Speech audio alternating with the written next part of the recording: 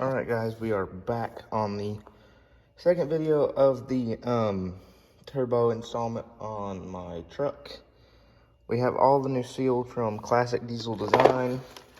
Comes with already everything. I can already tell that this is higher quality seal kit than what's stock. This O-ring alone is way rigider than the stock one and just way better quality. So I'm really happy with that. We're gonna start getting it installed and I'll show you kind of the process that I'm gonna use and go from there. All right, so I got everything ready to drop in. The way I'm gonna do it with the oil return line on is I took off the wastegate and cut a little notch in the bottom so I can drop it onto one of the bolts that are still hanging on.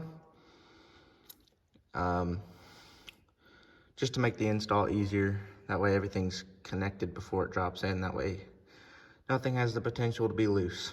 So this is how I'm gonna drop it in and I'll update y'all in a minute. All right, so as you can see, we have the turbo in. Went way easier than I was expecting it to with the way I've done it now compared to the other ways I've done it normally.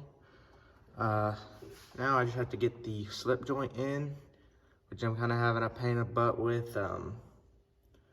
I bought new screws for it and thought I could get it, both of them in there. I'm having trouble with one of them, so I'm gonna try one of the OEM bolts I still have left since I lost the other one. I'm gonna try getting that one in. If it gets in, then otherwise I'll have to figure out something else, whether it's I try to redo the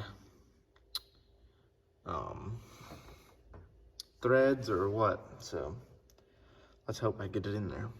All right, so a little update. Got everything done, and now my starter has failed. So I'm gonna have to pull that now and